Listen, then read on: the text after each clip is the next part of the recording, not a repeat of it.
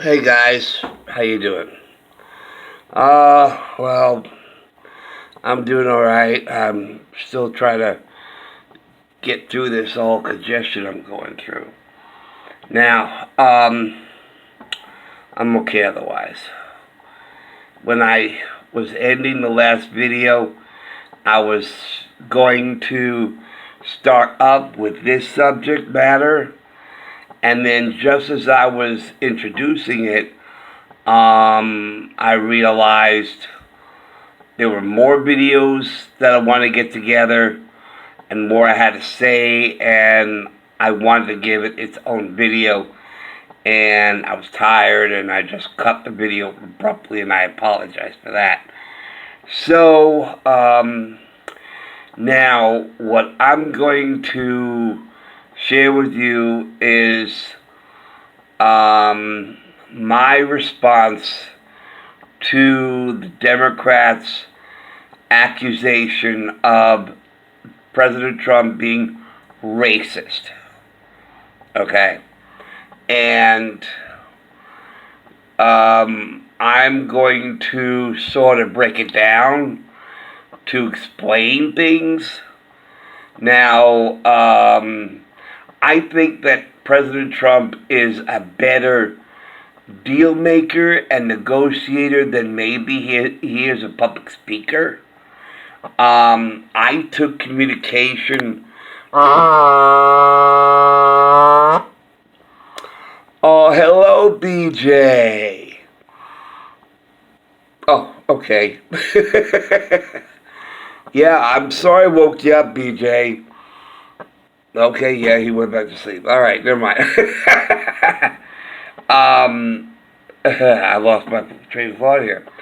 Oh yeah, okay. I took communication in high school and in college. So, okay, BJ, I know you're there. How you doing, BJ? Oh, okay, you feeling okay? You want to listen or you want to, do you have anything to say? Okay, you're quiet. Okay. All right. Okay. Good. All right. I took. Maybe he missed his high school. Well, he was never there. All right. So, all right. I took communication in high school and in college. So, in high school it was one semester, and in college it was one semester. Now, what I took, the communication course I took in high school was general communication, and what I took in college was public speaking. Okay, communication, the subject of communication has a lot of divisions and a lot of areas. And the first thing I learned about communication is that while there is a good percentage of communication that is what we say, a good proportion is how we say it, but there are two major components of communication. One is body language and nonverbal communication, and the biggest of all, even bigger than that, is listening to the extent of understanding. Because once we master listening to the extent of understanding what we're told, that will help in reducing misunderstandings, arguments, fights, disagreements, battles, resentments, regrets, attitudes. It's all about listening and understanding. Now, matter of fact, in Hebrew and Jewish tradition, the Hebrew word Shema, as in the Shema Yisrael Adonai Eloheinu Adonai Echad. Hear, O Israel, that is, hear and listen and understand, Israel. Yud Hey Bub Hey is our God. Yud Hey Bub Hey is unique. Okay, so listening and understanding is beneficial. Now, to give this a personal experience, I was a roommate with my college roommate, and he told me something, and somehow I didn't get it. I didn't understand it. He was very frustrated about it. He tried again and again and again, and finally he put it in a little different way, and okay, can't even do it. I can't stop my fingers. Yeah, I got it. I got it. He said it a different way, and I got it. And I said, why did you say so in the first place? He said, well, I didn't think I needed to. Okay, that is what I believe has happened with President Trump and the way Americans listen to what he said, is that he said it one way. He didn't think it needed to be said a different way. He was very upset about what happened in Charlottesville. He was appalled. He was disgusted. He was horrified. It was just something that, so that was heaviest on his mind. Also remember, being the President of the United States is not an easy job. Okay? It's not an easy job. I've lived with a boss of a company. He has a lot of responsibilities on his shoulders. He has a lot to deal with. He has a lot to address. He has a lot to take care of. He has an enormous amount of responsibility. And he's only human. Okay, so he might focus on one thing which is more important than others, or maybe he's trying to cover all bases, and he's trying to do the best he can. But after this first speech that I'm going to share with you now, the media attacked him and assaulted him. Oh my God, he's calling the KKK and all those people, he's calling very fine people. And then when he corrected it later, they attacked him again, saying, well, why did you say that in the first place? Why did we have to... And you should have done, you should have. And he's only human. He's only human. And like I said, communication is not an exact science. There are people who think it is. These people in media, which is interesting enough because media is primarily communication. Okay, and they were attacking him and not understanding of the enormous amount of responsibility the president has. So they took a lot of things wrong, and when I would hear Democrats say, well, you know, he said there were very fine people on both sides, and that was it. You know, and I remember him saying there were fine people on both sides and there were bad people on both sides. And I made that argument, but then when I rewatched this speech, I realized I was wrong. And I'm a big enough person to admit I was wrong. So for anybody who I said that they weren't listening and everything else, and that this is what he said when it wasn't, I deeply apologize. I was wrong. Because I looked at all the speeches together. All together. Okay, so like I said, communication is not an exact science. Give the man a break. He's only human. But I will point out aspects of this as we go through the video, as we go through this speech.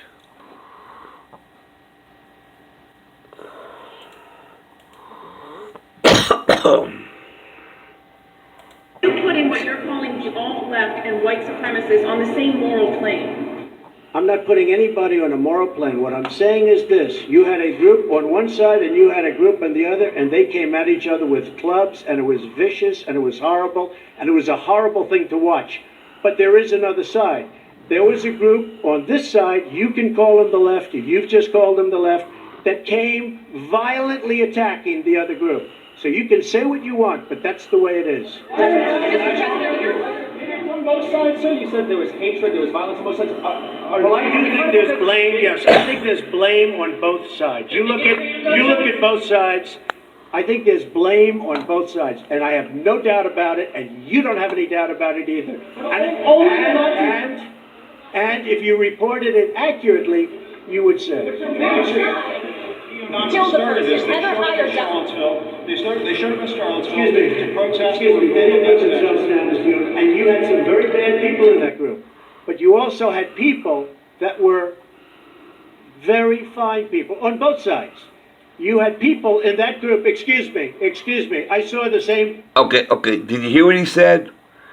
That was in that group. Those bad people were in that group, and there were other people that were fine people. Okay, listen to what he says. This is extremely telling. Okay, extremely telling. The reporter addressed him about the neo-Nazis and all the white supremacists that was there on the right side. Now listen to how he responds. Trump responds to that. Excuse me. They didn't put themselves down as you, and you had some very bad people in that group. But very bad people in that group. Did you hear that? Very bad people in that group. Okay, so I will just to make sure we're clear. Blame on both sides, and I have no doubt about it, and you don't have any doubt about it either. And if you reported it accurately, you would say. Kill the person. Never hire them. They showed up in Charlottesville to protest. Excuse me. They didn't put themselves down as you, and you had some very bad people in that group. But you also had people that were very fine people on both sides. Okay, once again, I want to reiterate here, just to repeat, he addressed the matter of the extreme right and called them very bad people, and they were also good people. And there were the bad people and the good people in that group, which is on that side. Listen again to what he said. Kill the person. Never hire them. They showed up in Charlottesville to protest. Excuse me. They didn't put themselves down as you, and you had some very bad people in that group. But you also had people that were very fine people on both sides. You had people in that group. Excuse me. I saw the same pictures as you did. You had people in that group that were there to protest the taking down of, to them, a very, very important statue and the renaming of a park from Robert E. Lee to another name. George Washington was a slave owner. Was George Washington a slave owner? So will George Washington now lose his status? Are we going to take down, are we going to take down statues to George Washington? How about Thomas Jefferson? What do you think of Thomas Jefferson? You like him? Okay, good. Are we going to take down the statue? Because he was a major slave owner. Now we're going to take down his statue.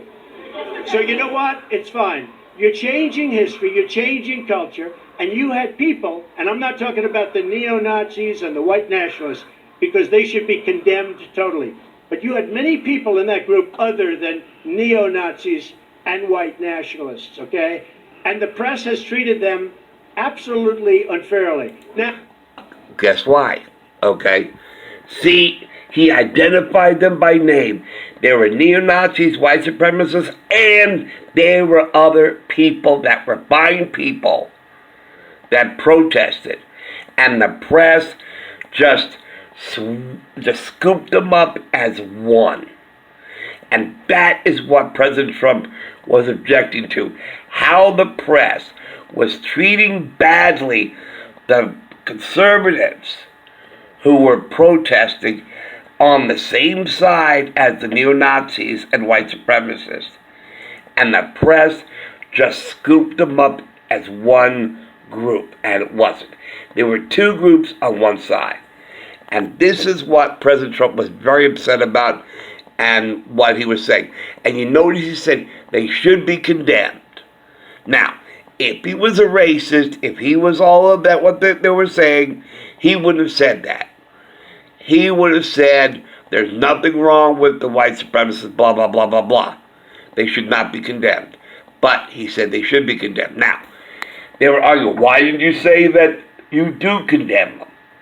That's their argument. Why didn't you say, I do condemn them? Well, you know what? He has a lot of reporters attacking him here. You can hear it. And he's trying to deal with one at a time. He's trying to answer everybody one at a time. And it is not easy. People think it's easy. It's not easy. He's getting very frustrated with all the attacks about what he's saying.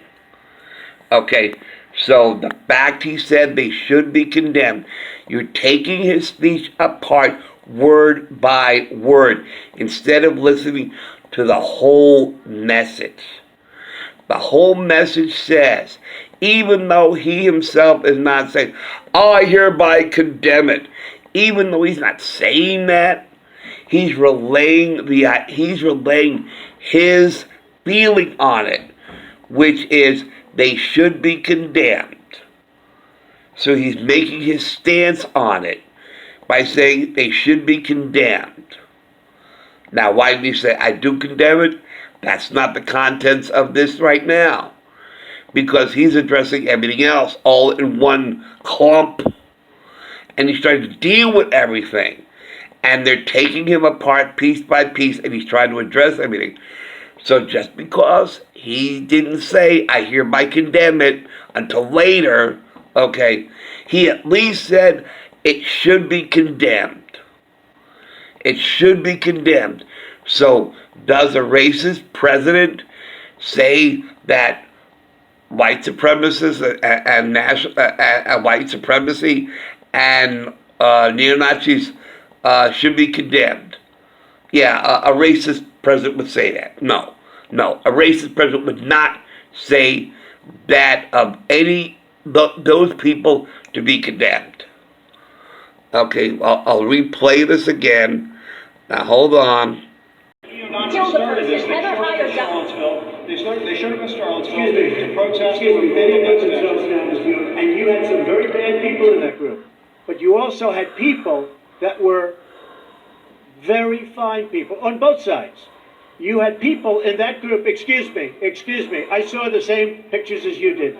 You had people in that group that were there to protest the taking down of, to them, a very, very important statue.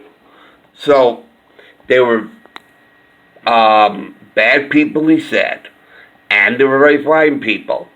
So I was right and I was wrong. Okay? It's how we listen to what Trump is saying. It's how we listen to him. Okay, I had to listen to it a few times. Sometimes you have to do that. Okay? Sometimes you need to listen to something a few times to really grasp at it. And there's nothing wrong with that, because communication and listening to the extent of understanding is not an exact science. So, changing history, you're changing culture, and you had people, and I'm not talking about the neo-Nazis and the white nationalists, because they should be condemned totally. That's right. Many people in that group other than neo-Nazis and white nationalists, okay? And that's what he's saying. There were people there on that side who were other than white nationalists, white supremacists, and neo-Nazis. People other than them. And the press has treated them absolutely unfairly.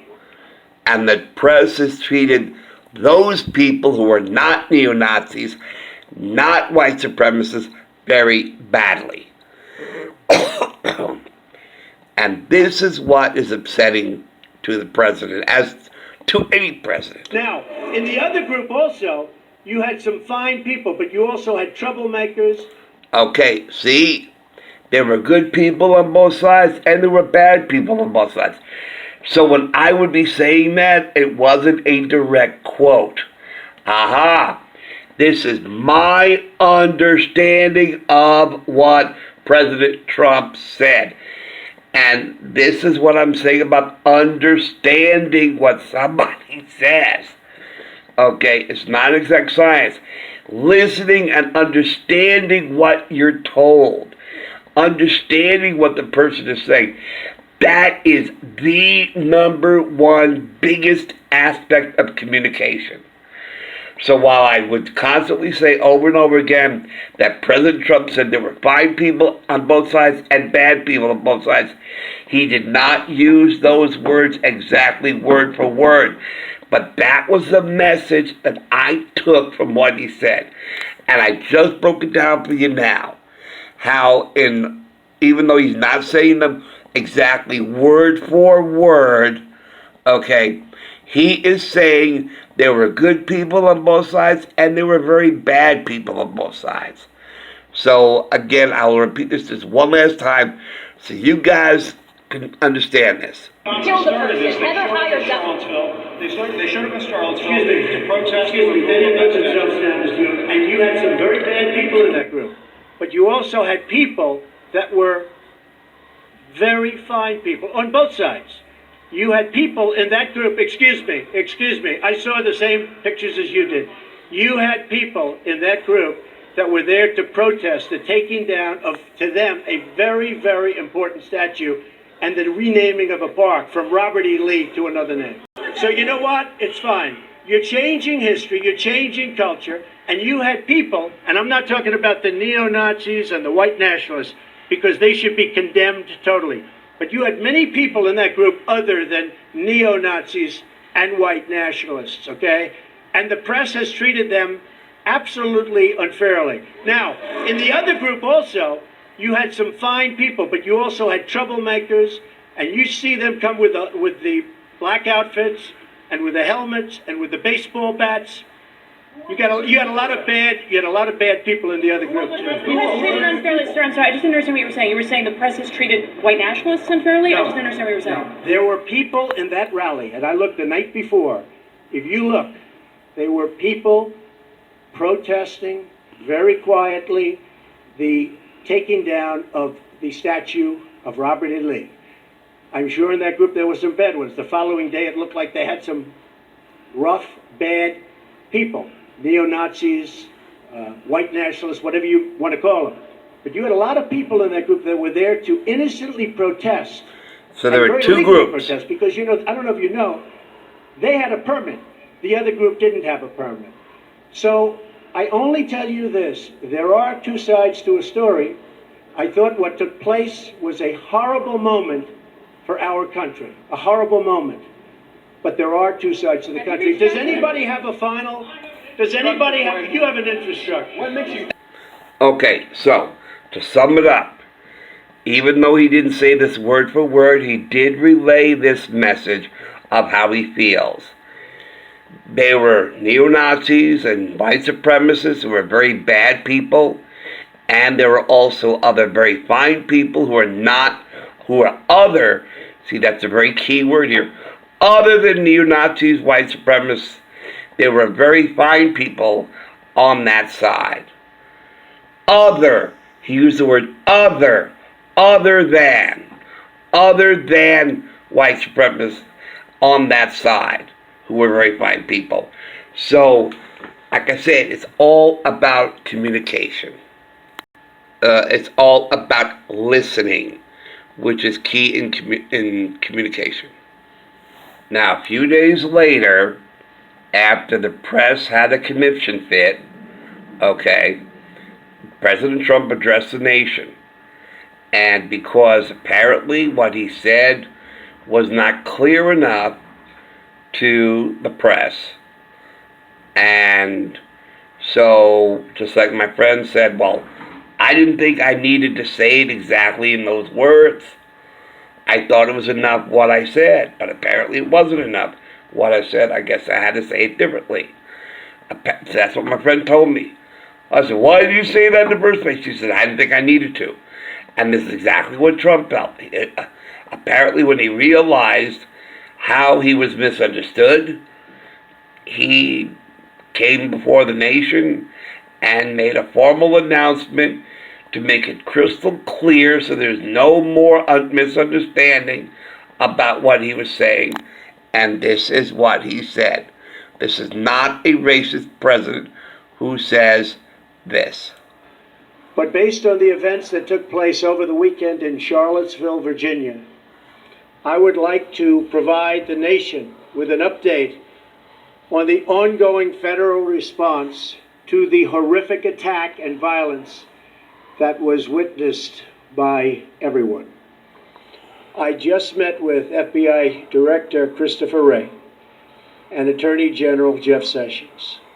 The Department of Justice has opened a civil rights investigation into the deadly car attack that killed one innocent American and wounded 20 others. To anyone who acted criminally in this weekend's racist violence, you will be held fully accountable. Justice will be delivered. As I said on Saturday, we condemn in the strongest possible terms this egregious display of hatred, bigotry, and violence. It has no place in America.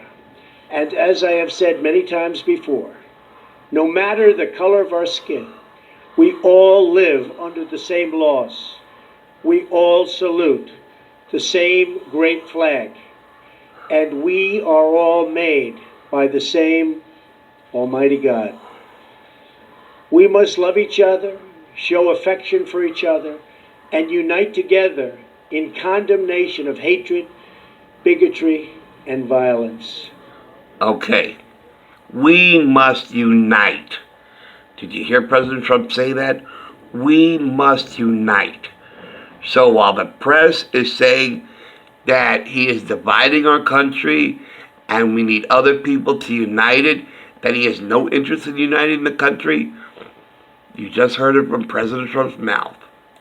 We must rediscover the bonds of love and loyalty that bring us together as Americans.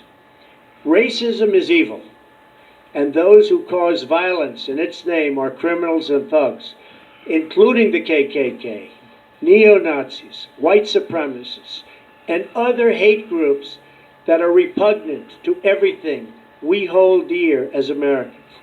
We are a nation founded on the truth that all of us are created equal. We are equal in the eyes of our Creator. We are equal under the law. And we are equal under our Constitution. Those who spread violence in the name of bigotry strike at the very core of America. 2 days ago, a young American woman, Heather Heyer, was tragically killed. Her death fills us with grief, and we send her family our thoughts, our prayers, and our love. We also mourn the 2 Virginia state troopers who died in service to their community, their commonwealth, and their country. Troopers Jay Cullen and Burke Bates exemplify the very best of America, and our hearts go out to their families, their friends, and every member of American law enforcement. These 3 fallen Americans embody the goodness and decency of our nation. In times such as these, America has always shown its true character, responding to hate with love, division with unity, and violence with an unwavering resolve for justice. Now, this issue or this claim and accusation of President Trump being racist was brought again to the forefront after NFL players knelt to the national anthem. Now, when you hear his speech, listen carefully to what he's saying. Okay? Luther and I, and everyone in this arena tonight, are unified by the same great American values. We're proud of our country. We respect our flag.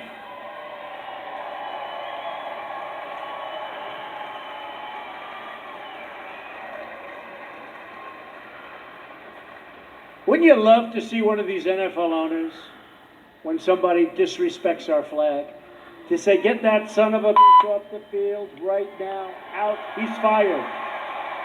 He's fired!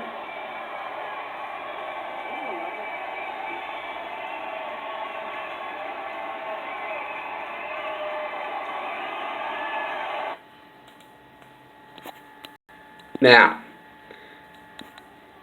anyone disrespecting our flag. I'd love to see one of these NFL owners, when somebody disrespects our flag, to say, get that son of a bitch off the field right now, out, he's fired.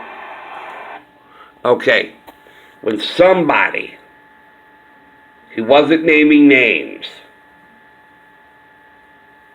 anybody disrespecting our flag by kneeling, somebody, okay, no code word, no hidden message, like these conspiracy theorists are conjuring up or making up.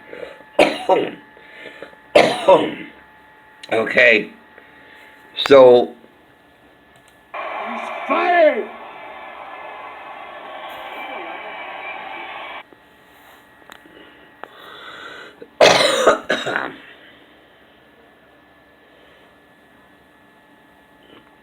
now, he made that comment and he was misunderstood.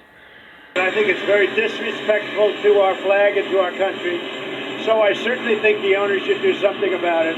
There was great solidarity. I watched a little bit. I was not watching the games today, believe me, I'm doing other things. But I watched a little bit, and I will say that there was tremendous solidarity for our flag and for our country.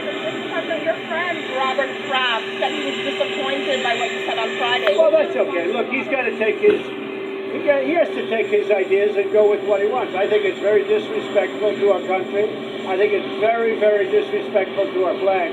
I like Bob very much. He's my friend, but he gave me a Super Bowl ring a month ago, right? So he's a good friend of mine. But and I want him to do what he wants to do. But we have a great country. We have great people representing our country, especially our soldiers, our first responders, and they should be treated with respect. And when you get on your knee and you don't respect the American flag or the anthem, that's not being treated with respect. Are you claiming racial tensions? No, this has nothing to do with race. I've never said anything about race. This has nothing to do with race or anything else. This has to do with respect for our country and respect for our flag. There you go. There you go. There you go. There you go. Okay? He said it. Straight out. Had nothing to do with race. It's about disrespecting our flag. Period. Nothing to do with race. He said nothing about race. It's about disrespecting our flag. Period. He could not be any clearer. Okay, now we continue with this claim and accusation with what he said during one of his rallies. And I told all of the European nations it's not fair. We have all these horrible trade imbalances. They take such advantage, they're not taking advantage anymore, folks. Under Republican leadership, America is winning again. America is respected again because we are putting America first.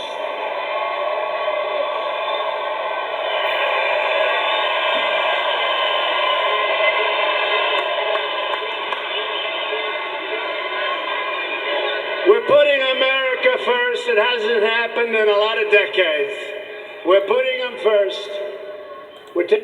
Okay, now he's going to make a comparison here. Okay, and again, people did not really listen to what he said.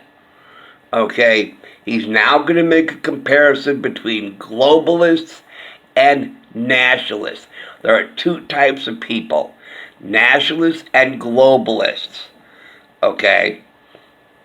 Take taking care of ourselves for a change, folks. Thank you. I like that guy, but not that much. Not that much. But radical Democrats want to turn back the clock toward the rule of corrupt, power-hungry globalists. You know what a globalist is, right? You know what a globalist is. A globalist is a person that wants the globe to do well, frankly, not caring about our country so much. And you know what? We can't have that. You know, they have a word. It sort of became old-fashioned. It's called a nationalist. And I say, really, we're not supposed to use that word. You know what I am? I'm a nationalist, okay? I'm a nationalist. Nationalist. Nothing else. Use that word. Use that word. They were shouting USA, USA. They weren't shouting Trump, Trump, Trump. They were shouting USA, USA. So for anybody on the left and Democrats and the media who think this is all for him and this is all about him, it's not. It's about what he's doing for us. And they shout USA, USA, not Trump, Trump, Trump. There's a major difference here. All these people are proud of the nation of the United States. That's why they shout USA, USA. They're not shouting Trump, Trump, Trump. They're shouting USA, USA. Because they're all shouting their pride of our country. We're proud to be in the United States. I'm a nationalist of the United States. What kind of nationalist are you? Well, I'm an American nationalist. Because a nationalist is someone who puts their nation first. And what nation is that? The American nation. The United States nation. That's what he's saying. Versus globalists who care more about the globe than themselves. And there's nothing wrong with being compassionate to others. That's not what this is about. What this is about is that we deprive ourselves and which again is not so bad in the personal sense, when we love other people, which is fine. But when we let other people take advantage of us, and let me tell you something, I know about being taken advantage of. It's not a very pleasant thing, I can tell you that right now. I'm sure many of you have been taken advantage of by other people in your lives. People who you gave your heart out to. People you've helped. People that you gave your shirt to. And they turn around and take advantage of you. Does that feel good? No. Do you feel that's a good thing? No. That's exactly what Trump is saying. We've been taken advantage of, people walking over us. And that's what Trump is saying. A nationalist, we're all nationalists. They're shouting USA, USA, not white, white, white, and not Trump, Trump, Trump. They're shouting USA, USA. Okay. And once again here, he's talking about how badly we've been treated by other countries.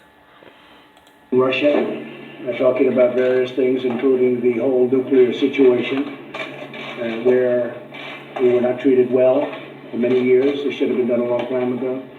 And I think something good could come out of that. And I very well meet with, I think we probably will. It hasn't been set up yet, but it probably will be. Mr. President, could you settle some of the confusion over your comments about what you mean when you say you're a nationalist? What does that mean? I love our country.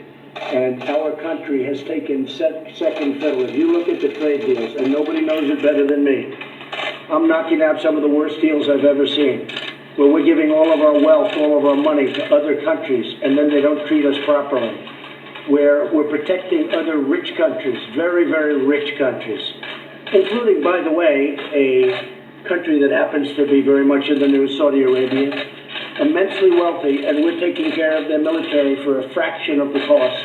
Not fair to us.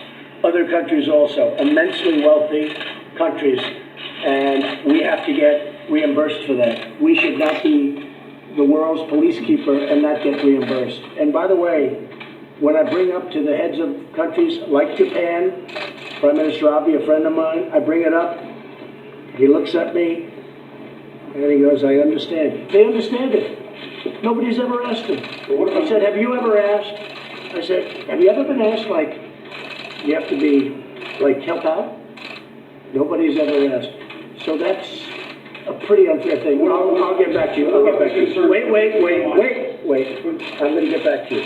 It's nice Can I ask my follow-up? No, not now. I'll get back to you, I said.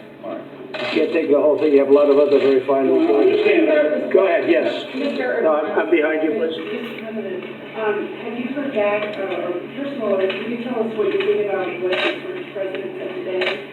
And also, have you heard back? What President Erdogan said? Yes, sir. Okay, so that may not have been what the answer they wanted or what they expected, but basically that was the answer to the question. I'm a nationalist because I care about America first and taking care of our own first. And to further explain what he means about nationalist versus globalist, this is what he said at the Global Assembly, and this couldn't have been said any better. As President of the United States, I will always put America first. Just like you, as the leaders of your countries, will always and should always put your countries first. There you go. He had one key word. And now, to finish this up about any doubt about President Trump or accusation of him being a racist, after hearing all that you've heard so far, after all I've shared with you so far, you can now understand there's a difference between nationalist and white nationalist. Once you put the adjective white in front of it, you now change the term. They're accusing President Trump of a coded message, which is totally absurd. President Trump says what he means and means what he says. Okay, there's a difference. And it's finally come to a head.